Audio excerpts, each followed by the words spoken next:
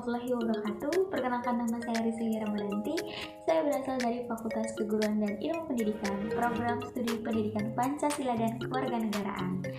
Baiklah semuanya, apakah ada yang tahu hari ini kita akan melaksanakan pembelajaran tentang apa?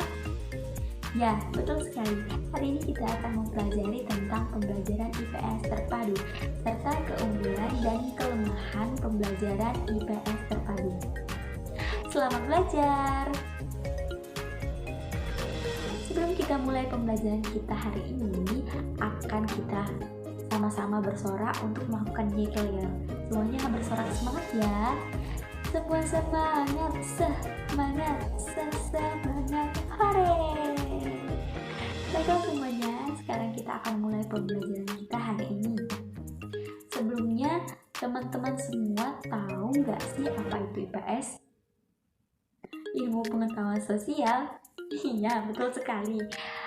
IPS adalah ilmu pengetahuan sosial yang berkaitan dengan sosial tentunya, serta cabang ilmu pengetahuan yang mempelajari tentang orang sebagai anggota masyarakat dan lingkungan sekitarnya. Dan ada juga yang namanya tujuan dari IPS atau pembelajaran ilmu pengetahuan sosial ini, yaitu ilmu pengetahuan sosial adalah yang mempunyai kesadaran dan kepedulian kepada masyarakat atau lingkungan sekitarnya melalui pemahaman dan nilai-nilai sejarah dan kebudayaan masyarakat, serta bisa mengembangkan berbagai potensi sehingga bisa mengembangkan diri sendiri agar survive, yang kemudian bertanggung jawab dan membangun masyarakat. Dan masih banyak lagi tujuan yang ada dalam pembelajaran ilmu pengetahuan sosial. Selanjutnya adalah terpadu. Terpadu yang kita maksudkan ini adalah terpadu dalam kategori ilmu pengetahuan sosial.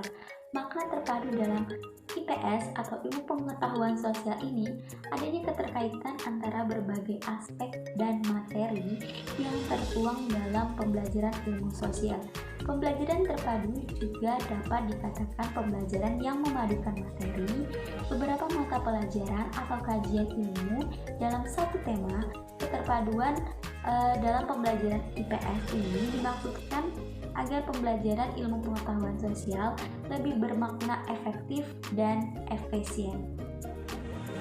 Nah, karena IPS merupakan integrasi dari berbagai cabang ilmu sosial, contohnya seperti sosiologi, sejarah, geografi, ekonomi, politik, hukum, dan budaya, maka dari itu semua bisa dipadukan atau disatukan dalam pembelajaran IPS terpadu, yang mana fungsinya tadi untuk menjadikan beberapa kajian ilmu dalam satu tema agar pembelajaran berjalan dengan baik dan mudah dipahami. Kemudian, apa saja sih keunggulan dalam pembelajaran IPS terpadu itu? Ada beberapa keunggulan dalam pembelajaran IPS terpadu. Yang pertama adalah memberikan peluang bagi guru untuk mengembangkan materi pembelajaran, serta mendorong guru untuk mengembangkan kreativitas dalam membuat materi.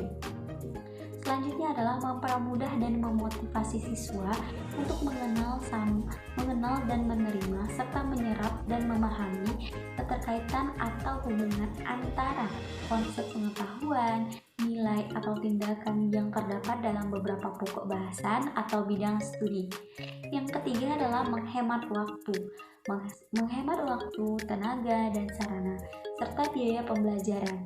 Di samping hal tersebut, menyederhanakan langkah-langkah pelajaran adalah salah satu tujuan utama. Kemudian adalah kelemahan dalam pembelajaran IPS terpadu. Apa saja sih kelemahan dalam pembelajaran IPS terpadu ini?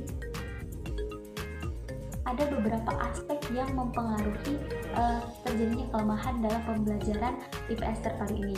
Yang pertama adalah dari segi aspek guru. Model ini atau model pembelajaran terpadu ini menuntut guru untuk memiliki pengetahuan yang luas, wawasan yang luas, kreativitas yang tinggi, serta keterampilan metodologi yang handal, kepercayaan diri, dan etos akademik yang tinggi, dan berani untuk mengemas dan mengembangkan materi. Kemudian dari aspek siswa. Dari aspek ini, pembelajaran terpadu menuntut kemampuan belajar siswa yang relatif baik dan sangat paham, baik dalam aspek inteligensi maupun kreativitasnya. Yang ketiga adalah aspek sarana atau sumber pembelajaran.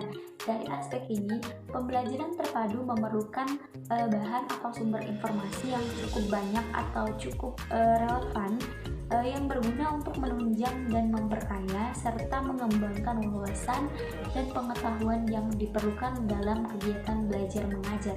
Yang ketiga adalah dari aspek kurikulum.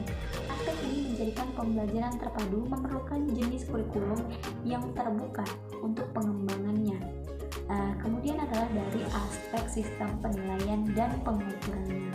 Dari aspek ini menjadikan pembelajaran IPS atau ilmu pengetahuan sosial secara terpadu membutuhkan sistem penilaian dan pengukuran yang terpadu, dalam arti sistem yang berusaha menetapkan keberhasilan belajar siswa dilihat dari beberapa mata pelajaran yang terkait, atau dengan kata lain hasil belajar merupakan kumpulan dari panduan penguasaan dan dari berbagai materi yang disatukan dan digabungkan.